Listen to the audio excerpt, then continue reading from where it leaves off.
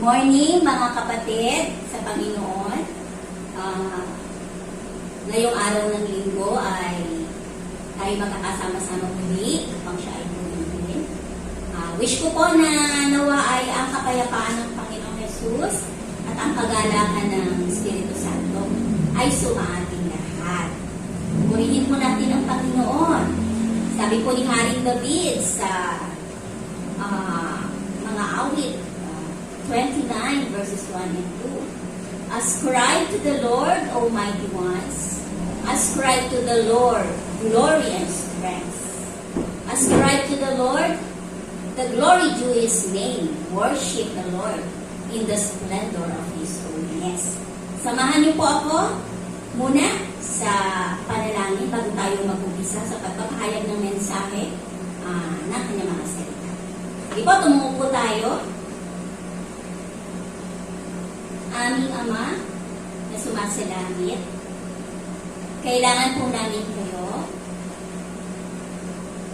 Bigyan mo po kami ng karunungan at kalakasan ng katawan, ng aming kaluluwa at ng aming espiritu, upang kami po ay makatugon sa katuruan at hamon ng iyong mga salita.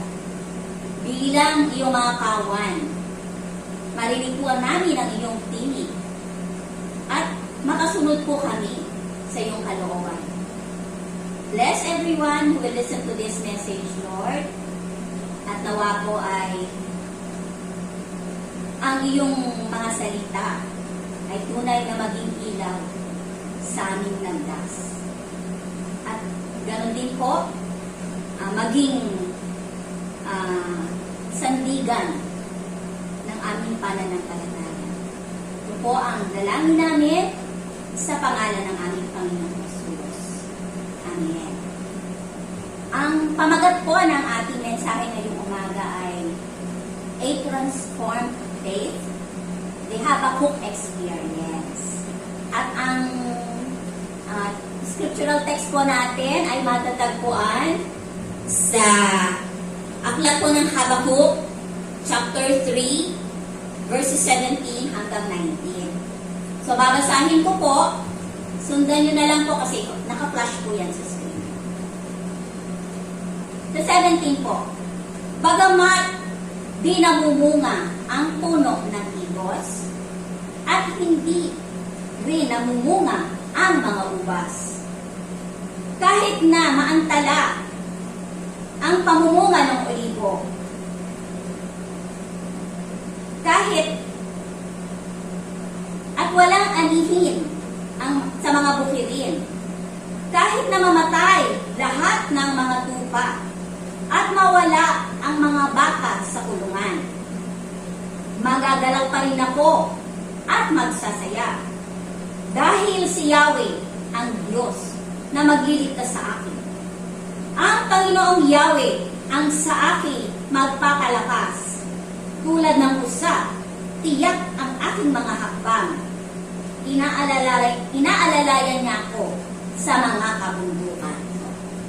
Salamat sa Panginoon sa kanyang mga salita. So, gusto ko lang pong sabihin na ang ating mensahe po ay salig po sa aklat ng Habakkuk.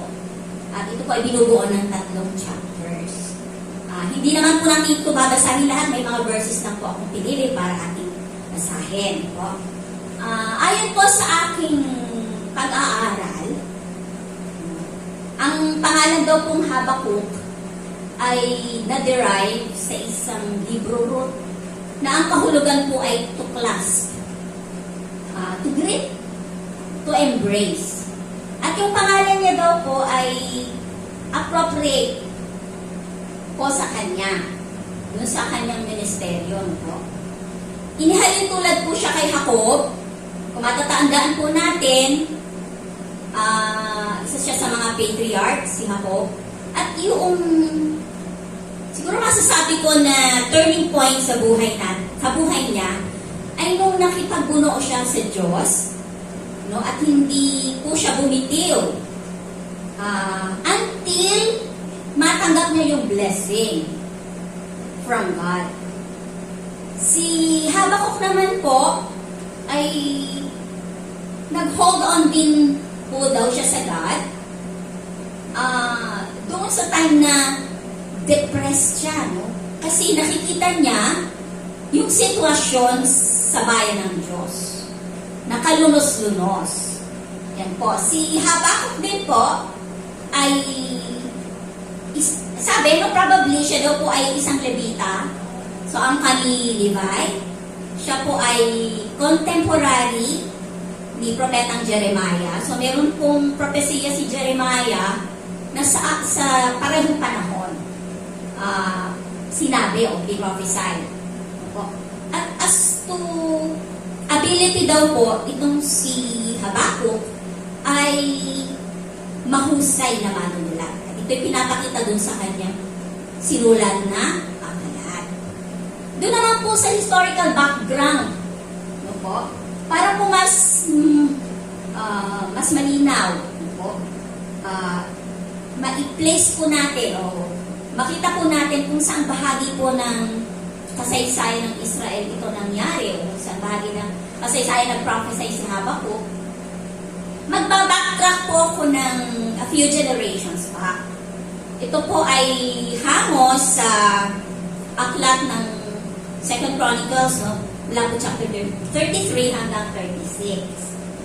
Magsisimula po ako kay Manase. So si Manase po ay naging hari ng Judah. So, at siya po ay naging napakasamang hari po niya. Sinunod niya yung yapak ng mga ancestors niya na masasama. No po? At he led Judah into hateful idolatrous practices and other evil. Sinundan po siya, so ang naging successor niya po ay si Amon. No po? Na anak niya, at siya din, no po, naging masama din po siyang hari. At sumunod naman kay Amon ay si Josiah. Kung nabasa na po natin yung aklat ng 2 Chronicles or yung 2 Kings, maalala po natin na during the reign of Josiah, natagpuan po yung scroll na parang nakalibing doon na po sa templo na matagal na pong kinalimutan ng Judah. Matagal na po itong naisang tabi. Kaya nga po sila po ay naging wicked nation no po, kasi hindi na po sila sumunod sa covenant nila, no, yung batas ng Diyos. So natagpuan ito at nung pinabasa po ito ni Josiah at binasa po niya, tapos pinabasa rin po niya. Ginather niya yung sambayanan, tapos binasa po iyon. Pagkabasa po, nakita nila yung kasalanan nila sa Panginoon, kung paano nila kinalimutan ang kanilang kasunduan sa Diyos. So nagkaroon po ng repentance ang buong bayan, no po, at nirenew nila yung covenant nila sa Diyos. So nagkaroon po ng temple worship, no? Na-resume nila yung temple worship, celebrate na po sila ng Passover at yung ibang mga festivals nila. Kaya lang po, dumating yung time, namatay din po si Josiah. At ang sumunod sa kanya ay si Shallum, na kilala rin sa pangalan na Jehoahaz. Siya rin po ay, bagamat anak siya ni Josiah, siya po ay naging masamang hari. Kaya nga po, doon po sa 2 Chronicles, no po, chapter 23, verse 34, sabi doon, dumating yung time na si Haring Neco ng Egypt ay sumalakay po, no po sa Judah. So, tinangay niya, no po, kinuha niya, he took Jehoahaz to Egypt at hindi na po siya nakabalik. Doon na po siya namatay. So, nung kinuha niya si Jehoahaz, in-appoint niya yung kapatid niya na si Jehoiakim, na ang tunay na pangalan Eliakim, bilang hari. Yun po. So, si Jehoiakim, ang second to the last king ng Judah, bago po sa lakayin ng mga Babylonian. Bago po yung Babylonian captivity. So, sumunod po kay Jehoiakim, si Zedekiah. Si Zedekiah po, siya na yung huling hari ng Judah. Sabi po doon sa 2 Kings 24 verse 20, tungkol po sa paghahari ni Zedekiah. Ano po sabi doon? Umabot na sa sukdulan ang galit ni Yahweh sa Jerusalem at Judah. Kaya ang mga ito ipinabihag niya sa mga kaaway. Po, pinabihag niya sa mga Babylonians. Sa Habakkuk chapter 1, po, verses 2 to 4, makikita natin dito yung sinasabi ko kanina na sitwasyon na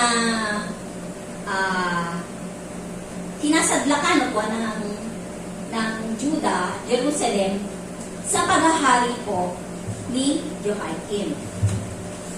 Babasahin ko po ito.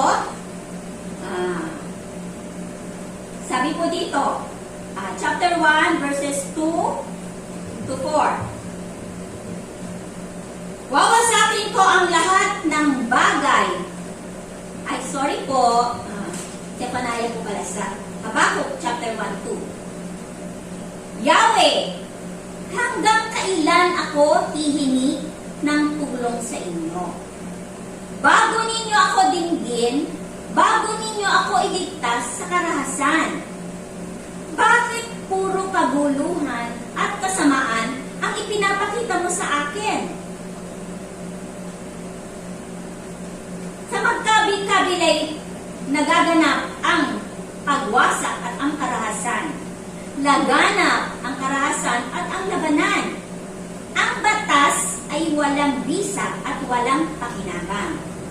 At hindi umiiral ang katarungan. Sa husgado ay laging natatalo ng masasama ang walang kasalanan. Kaya't nababaluktot ang katarungan. So kung titingnan po natin yung mga pangyayari during that time na sinasabi po ni Habakkuk, no po? So makikita natin yung karahasan, meron daw pong karahasan, yung pagwasak, yung walang kawalan, yung talamak na kawalan ng hustisya, nababaluktot, at ang masasama po sila kayong nananalo po laban sa mga walang kasalanan. Sabi ko nga po kanina, contemporary niya si Jeremiah. So meron din po sinabi si Jeremiah tungkol dun sa panahon na yun. Sa Jeremiah chapter 22, simulan ko po sa verse 13.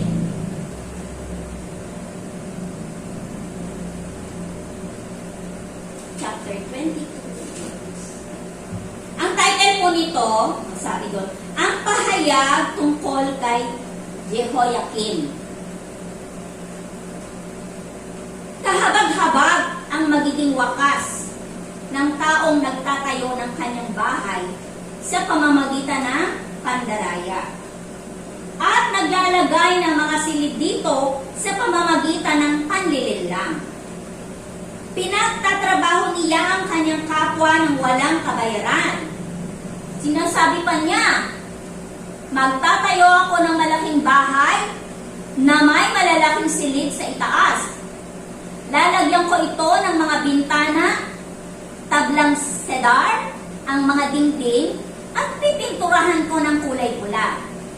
Kung gumamit ka ng cedar sa iyong bahay, ikaw ba'y isa ng haring may tuturing? Alalahanin mo ang iyong ama. Siya'y kumain at uminom. Naging makatarungan siya at matuwid. Kaya siya'y namuhay na tiwasay. Tinulungan niya ang mga dukha at nangangailangan. Kaya pinagpala siya sa lahat ng bagay. Pinatunayan niyang ako'y kanyang nakikilala. Subalit kayo, wala kayong iniisip kundi ang sariling kapakanan. Pumapatay kayo ng taong walang kasalanan at pinagmamalupitan ang mga tao. Ito ang Sabi ni Yahweh. So, yung po tinutukoy niya ng ama na makatarungan ay si Josiah. Base po sa nakikita po, naranasan, nakita po ni Propeta Habakuk sa bayan ng Diyos nung panahon niya, siya po ay naghain ng reklamo o complaint.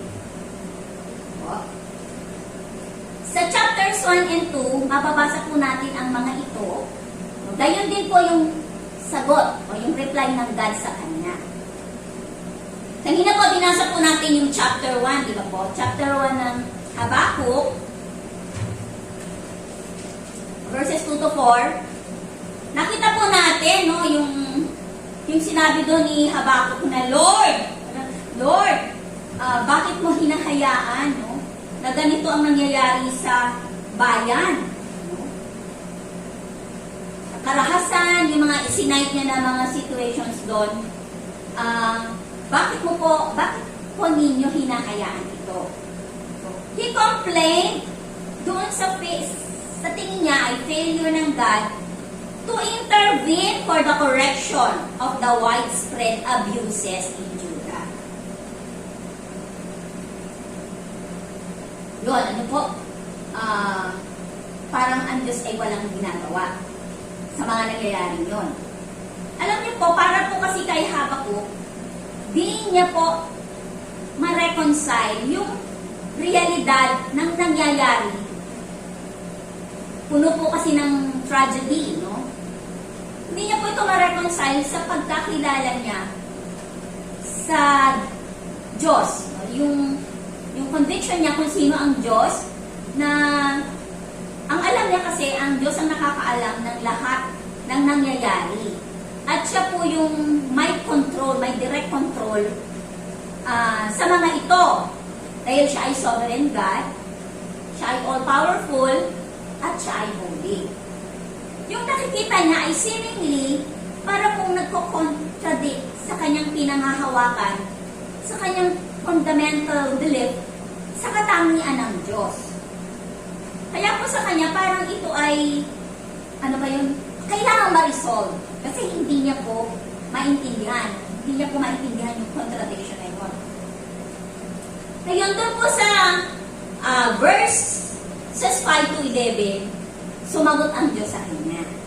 Basahin po natin. Chapter 1, 5 hanggang 11. Ang tugon ni Yahweh. Pagkatapos ay sinabi ni Yahweh sa kanyang bayan, masdan mo ang mga bansang nakapalibot sa iyo at mamangha ka at magugulat sa iyong makikita.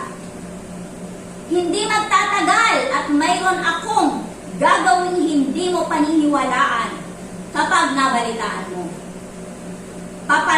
Papalakarin ko sa kapangyarihan ang mga taga-Babilonya, ang bansang kilala sa kalupitan at karahasan. Sinasalakay nila ang lahat ng dako ng daigdig upang sakupin ang lupaing hindi kanila. Naghahasik sila ng takot at sindak. Ipinagmamapuri nila na sila mismo ang batas. Ang mga kabayo nila'y mas mabibilis kaysa mga leopardo, mas bababangis kaysa mga asong gubat pagsapit ng gabi. Ang kanilang mga ngabayo ay rumaragasa mula sa malalayong lupain para sila mga agila na dumadagit sa kanilang biktima.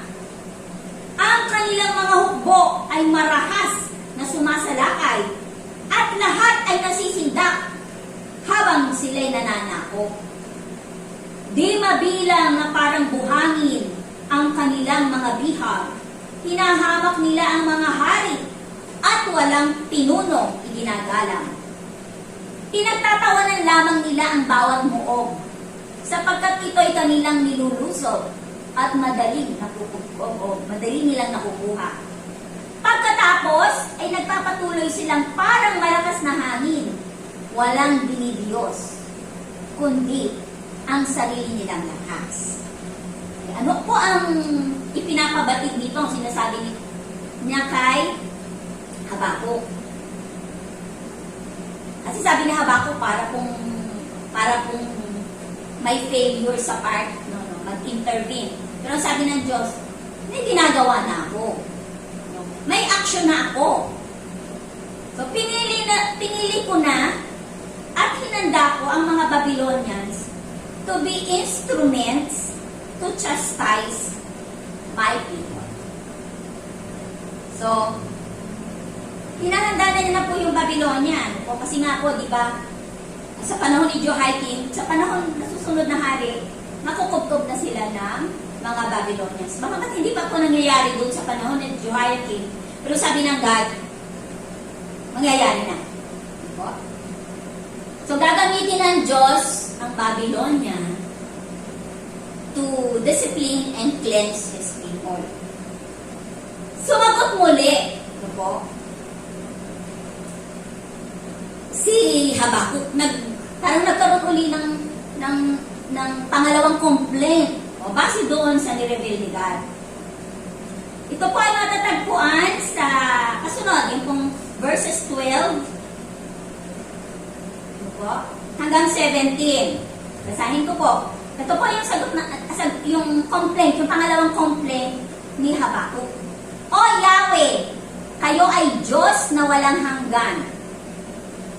Kayo ang Diyos, banal at magpakailanman. O Yahweh, aking Diyos at tanggulan, pinili ninyo ang mga taga-Babylonia at sila inyong pinalakas.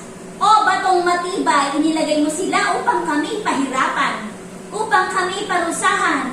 Ngunit paano ninyo natitiis ang mga taksil at masasamang taong ito? Napakabanal ng inyong paningin upang masdan ang kasamaan. Hindi ninyo matitiis ang mga taong gumagawa ng mali. Bakit hindi kayo kumikibo, gayong pinupuksa nila ang mga taong higit na mabuti kaysa kanila? Itinuturing mo ang mga tao na gaya ng mga isda o gaya ng mga kulisap na walang mamumuna sa kanila. Binibingwit sila ng mga taga-Babylonia na waring isda. Itinataboy nila ang mga ito sa mga lambat at pagkatapos ay nagsisigawan sa galak. Kaya sinasamba pa nila ang kanilang mga lambat at nag-aalay ng mga handog, sapagkat ito ang nagbibigay sa kanila ng karangyaan. Patuloy ba nilang gagamitin ang kanilang taba at walang awang pupuksain ang mga bansa? So, sa sagot na ito sasagot na ito ni Habakuk sa Diyos, merong pangalawang mababanaan tayo na parang merong kasunod na complaint. Parang sinasabi niya dito, hindi niya maintindihan. Para sa kanya, inconceivable na ang isang holy God ay gagamit ng isang proud and idolatrous nation na mas masama pa doon sa mga bayang sinasakop nila para i-disiplina ang bayan. Bakit ang Diyos ay He would employ such a kind of nation para i-disiplina ang bansang Israel? So, yun po yung pangalawang complaint ni Habakuk. Ngayon, tingnan po natin ang reply ng Diyos. Actually, yung reply niya, makikita po natin sa chapter 2, verses 2 hanggang 19. Pero for our purposes, basahin lang po natin yung 2 hanggang verse 6. Aakyat ako sa bantayan at hihintayin ang sasabihin ni Yahweh sa akin at ang tugon niya sa aking daing. Ito sa verse 2. Ito ang tugon ni Yahweh. Isulat mo ng malinaw sa mga tapyas ng bato ang pangitain ipahahayag ko sa iyo, upang sa isang sulyak ay mabasa agad at maipabatid ito. Isulat mo ito sapagkat hindi pa panahon upang ito ay maganap. Ngunit mabilis na lilipas ang panahon at mangyayari ang ipinakita ko sa iyo. Bagamat parang mabagal ito, hintayin mo. Tiyak na mangyayari at hindi maantala ito. Ito ang mensahe. Ang hambog ay mabibigo sa kanyang pagmamataas. Ngunit ang matuwid ay mabubuhay sa pamamagitan ng kanyang pananampalataya. Ang kayamanan ay mandaraya, ang galing sa salapi ay hindi makukontento. Ang kanyang katakawan ay kasinlawak ng libingan, tulad ng kamatayan na walang kasiyahan. Kaya sinasakop niya ang mga bansa upang maging kanya ang mga mamamayan. Darating ang araw na hamakin ng mga nasakop ang mga sumakop sa kanila. Sasabihin nila, kinuha ninyo ang hindi sa inyo, kaya't kayo'y mapapahamak. Hanggang kailan pa kayo magpapayaman habang pinipilit na magbayad ang mga may utang sa inyo? Mahaba pa nga po yun, pero hanggang doon lang po muna tayo. So doon po makikita po, may mababanaan po tayo doon sa reply ng Diyos. Po? Makikita po natin na dito may dalawa pong spiritual realities na ipinakita ang Diyos. Una, sin does not go unpunished. Ito man ay maging bayan niya or pagang bansa. Po? Simula pa nung creation kay Adan at Eva. Di ba po? Nagkaroon na po ng consequence ang kasalanan or punishment ang kasalanan. And through history, sa time ni Noah, yung judgment niya sa unrighteous people of that time, di ba? Napuksa sila sa pamamagitan ng baha. Ang mga Israelita sa ilang, kinonfront sila ng God, pinarusahan sila sa kanilang pagsuway, pagre-rebelde, no? At paglapastangan. Mga hari, gaya po ni Haring David, na bagamat siya ay man after God's own heart, dinisiplina rin siya ng Diyos at nakaranas din siya ng consequence ng kanyang kasalanan.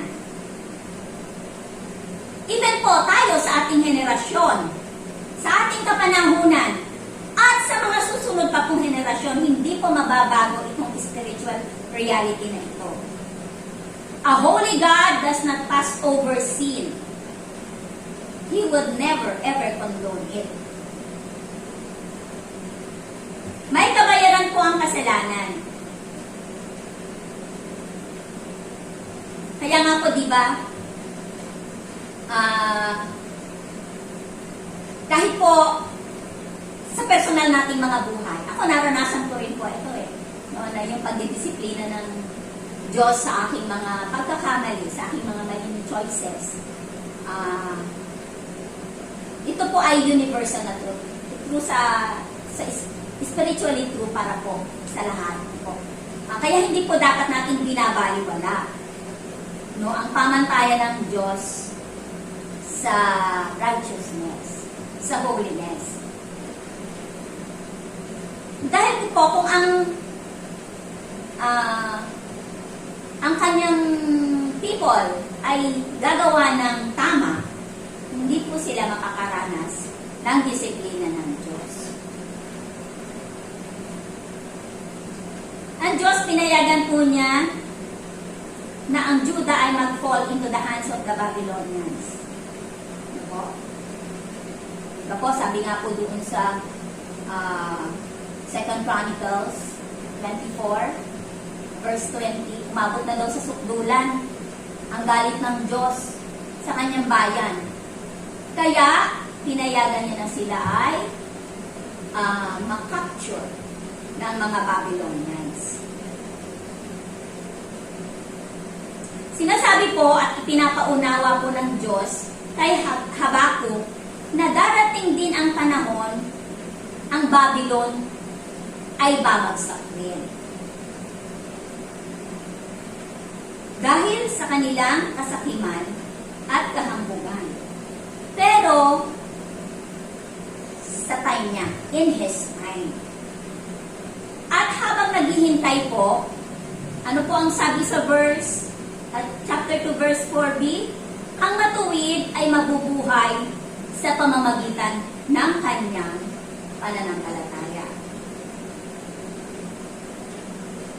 Habang hinihintay ang deliverance ng Lord, hindi natin alam kung kailan mangyayari. Ang kanyang mga anak dapat mamuhay ayon sa kanilang pananampalataya. Pangalawa pong spiritual reality, yung una, laging ang kasalanan ay laging may kabayaran. Pangalawa po, righteousness naman ay palaging rewarded. At marami po tayong masasite na example dyan. So, sa history, masasabi nga natin ang history is replete with examples showing na ang Diyos ay pinapaboran yung mga righteous. Anong linggo, yung message po ng ating kapatid, si Brother Basser, yung buhay po ni Joseph is a clear example. Dami niyang naranasan. Magtangkaan ng mga kapatid o sariling kapatid niya. Maipagbili bilang alipin. Mapagbintangan. At dahil do'y makulong. Pero, dumating yung time ng Diyos na siya ay hanguin doon sa sitwasyon niya. Pero hindi po overnight. Ano po? So, ang maganda rito, si Joseph po ay nanatiling tapat. Nanatiling po siya doon sa kanyang prinsipyo.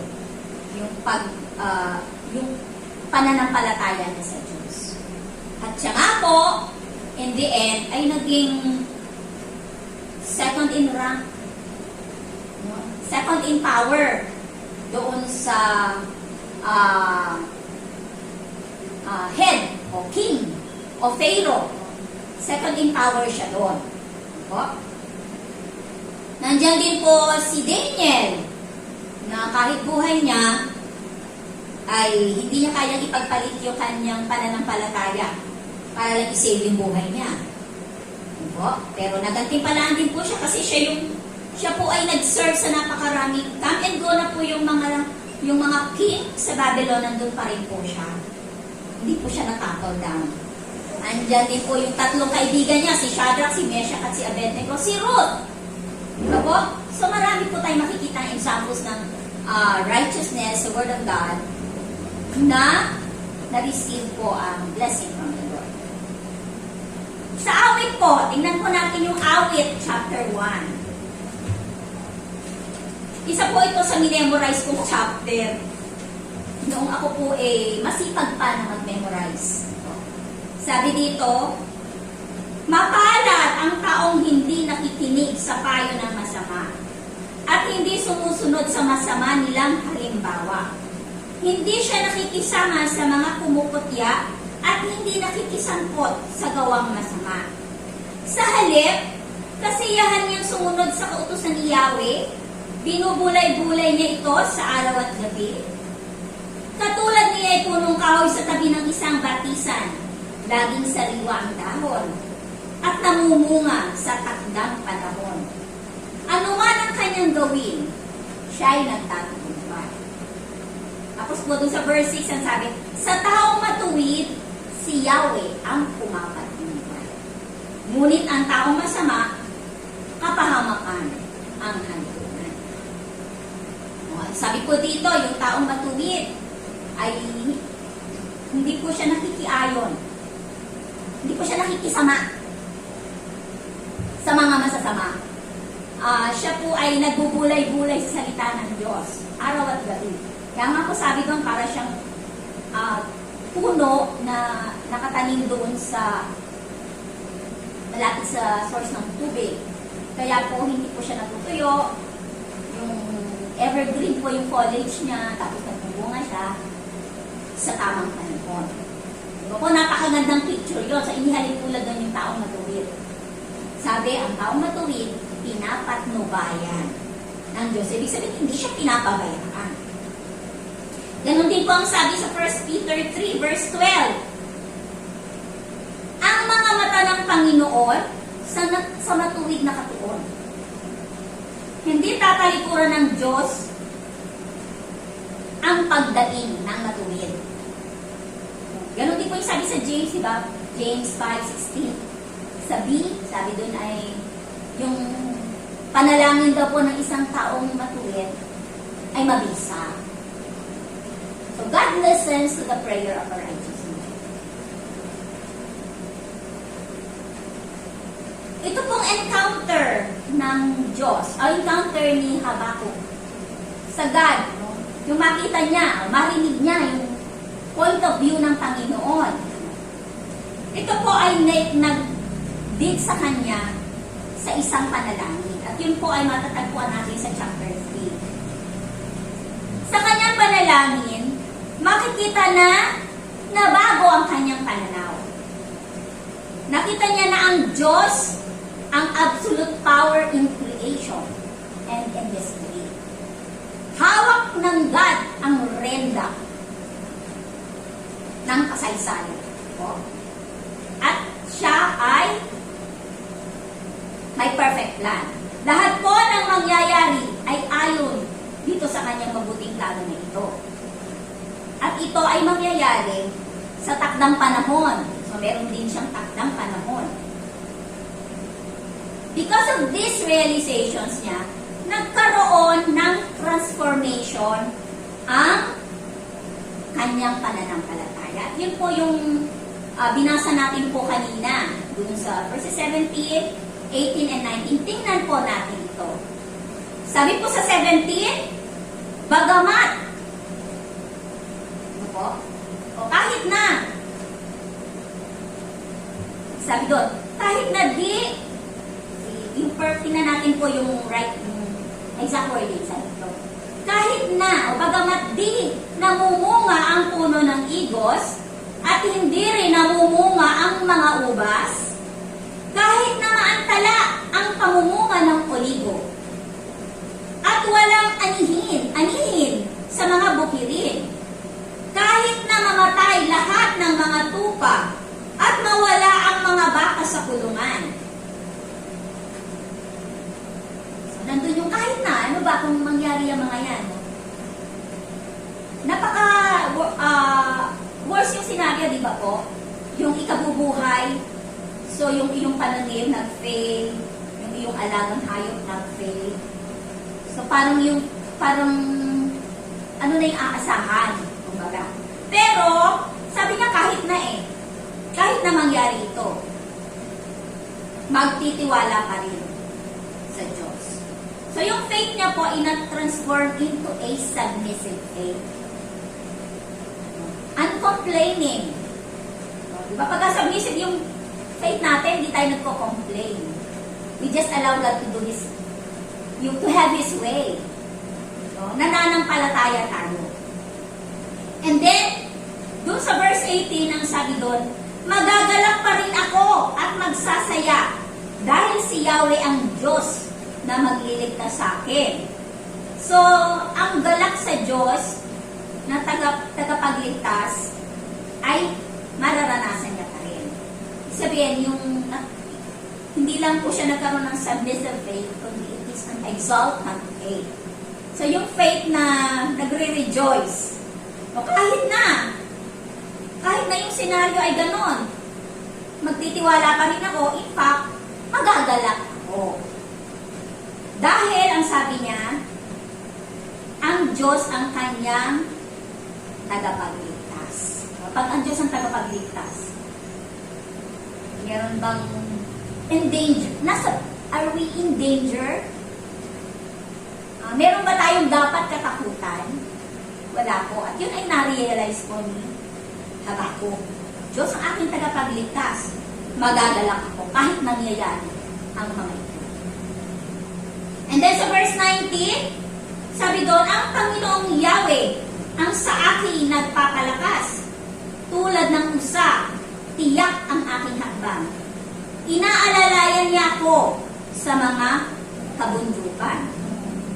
O kahit po matarik, mabato ang daraanan, may katiyakan sa pag-alalay ng Diyos sa kanyang mga hakbang.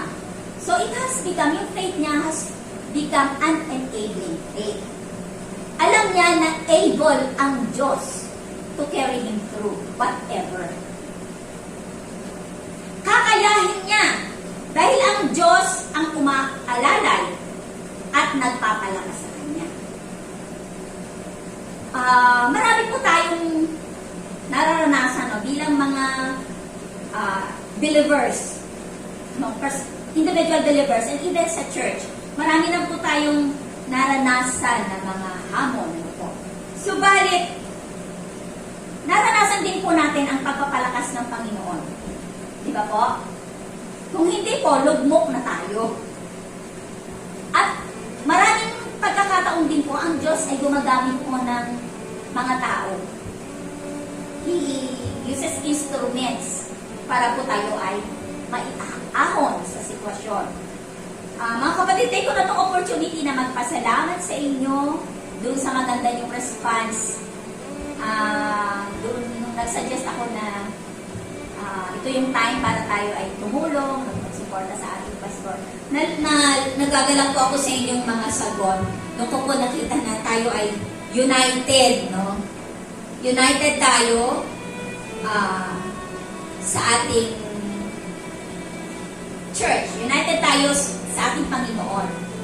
At even hindi lang po sa suporta, financial, moral, kundi yung sa prayers. I've been through din po yung masasabi ko na I've been through the same situation. Alam niyo naman po na na-hospital din po ako. Nanganib din yung aking naging high risk po ako noon. No po, at pero confident po ako noon kasi ang alam ko ay marami pong yung nasusuran po ako ng mga panalangin sa church at ng mga kaibigan at ng family. So, sa time na to, tingnan niyo naman po, answered prayer tayo, no? Ang ating pastor, hindi na po kailangan operahan. So, a reason to rejoice. Salamat po, pinupuri ko po ang Panginoon. Kabilang po pagtatapos ng mensahe na ito, emphasize ko po yung sabi po sa chapter 2 verse 4 ng Habakkuk.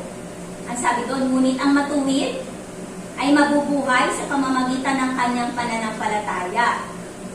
No? The righteous will live by his faith. Mamuhay po tayo ng naaayon po sa ating pananampalataya.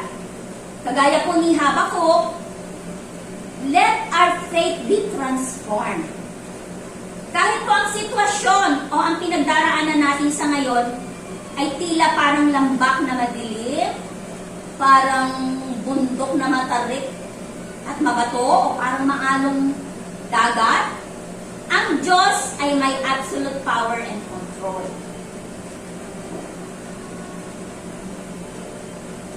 Kahit po hindi natin alam ano ang nasa bukas o anong nandyan, nariyan sa bandarian, magtitiwala tayo sa magandang plano niya para sa atin. Isubmit po natin ang ating kalooban sa Kanya. Tayo po ay mag-rejoice sa mga nangyayari at magtiwala sa Kanyang kakayahan na tayo ay kakayahan niya na mawin natin ang battles natin. Magtiwala po tayo sa kapangyarihan, kakayahan at kabanalan niya. Nagagawa siya na sa ikabubuti natin. Kahit we go through difficulties, may perfect time ang Diyos. Faith and patience are two indispensable virtues God wants to be developed in us. Let us pray.